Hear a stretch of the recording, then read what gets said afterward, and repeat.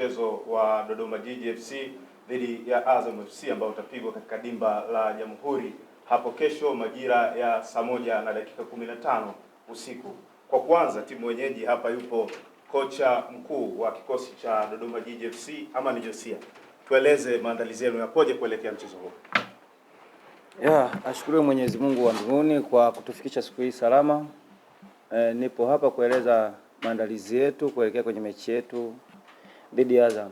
Nafikiri maandalizi yamekwenda vizuri, isipokuwa kuna baadhi tu ya wachezaji wachache tunaweza kuwakosa, kwa maana ya Ali Salim majeruhi ya muda mrefu, Abdi Banda anatumikia kadi, pamoja tutaasesi kwa mara mwisho Idi Kipagwile maendeleo yake kwa sababu ni mtu ambaye amerejea mazoezini, lakini the rest kikosi kiko vizuri. Tumetrain hizi siku baada ya mechi yetu ya CRDB Confederation Cup.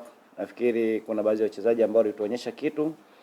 So tumefanya maandalizi ambayo ya kimbinu, ya kimwili, lakini sasa hivi nafikiri tuko kiakili zaidi ili kuona namna ambavyo tunaweza tukawakabili Azam, timu ambayo tunajua kwamba ni timu kubwa, timu nzuri, timu ambayo iko na staffs wazuri kwa maana ya Mwalimu Ibenge pamoja na wasaidizi wake akina Kasimu Liogope. Nafikiri ni timu ambayo ni nzuri.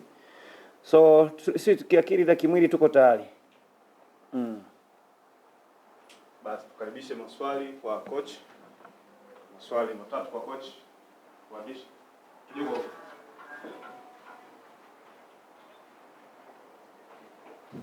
Naitwa Johannes Mango, natokea Sky TV. Mwalimu, kwenye mchezo wa kesho amkosa Abdi Banda, pengine ni miongoni mwa wachezaji ambao wanatumia mara kwa mara ndani ya kikosi. Hii kama kocha ina athari na kama timu ambayo inapeleka pressure zaidi katika lango lako. Mwana kutoka MSN Tanzania.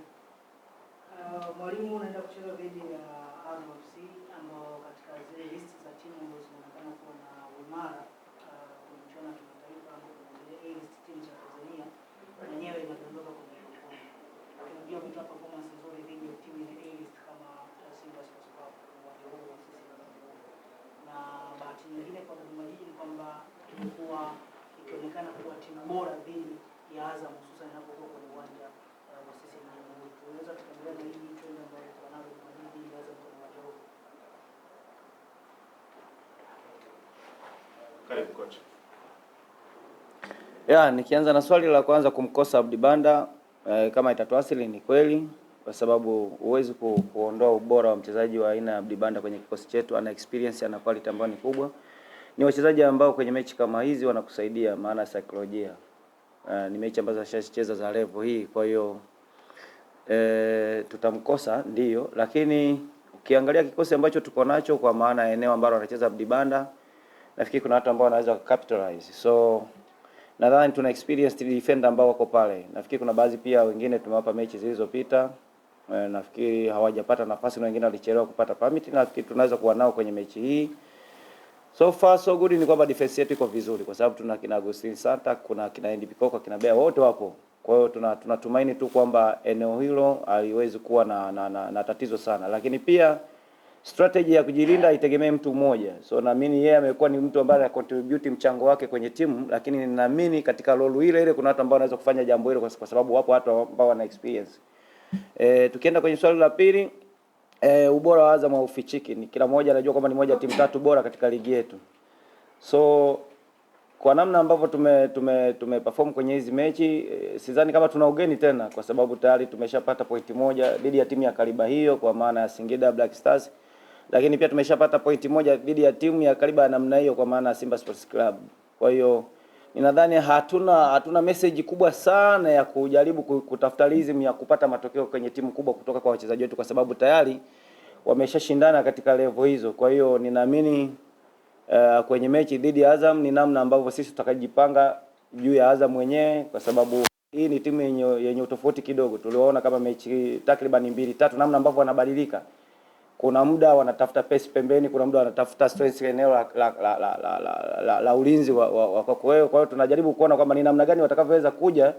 Sisi tutakuwa tayari kujiandaa kwa ajili ya hilo. Kwa hiyo tumejiandaa katika energy yoyote ile ambayo watakayoiweka, tumejiandaa katika stress yoyote ile watakayoweza kuiweka. Kwa hiyo tuko tayari kwenye hilo.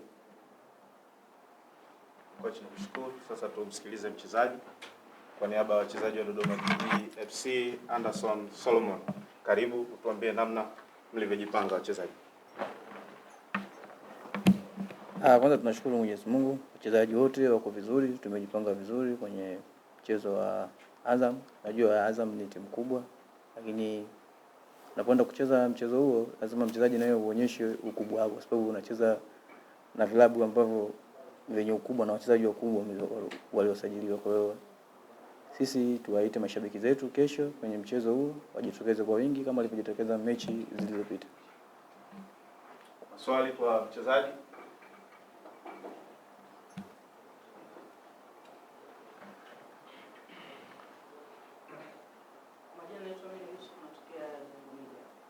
Kwa upande wa wachezaji, mechi na Simba ilifanikiwa kuchukua alama moja.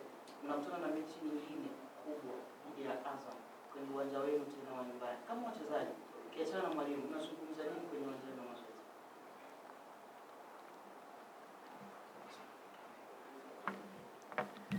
mazoezi? Sisi tunapoenda kwenye mechi tunategemea approach ya mwalimu wetu. Kwa hiyo sisi tunawasikiliza walimu jinsi wanapotuandaa katika michezo mikubwa kama hiyo.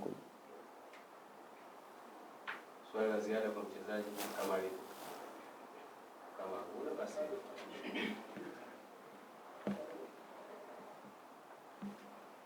Hali ya hamasa ipoje kwa upande wa wachezaji wa mchezo kati ya dhidi ya Azam kompea na mechi nyingine ambazo zinachezwa?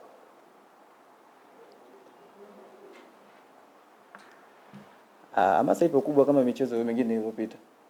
Hamasa ipo kubwa, wachezaji wako tayari kwa mchezo. Kwa hiyo tutegemee tu mazuri katika mchezo wa kesho.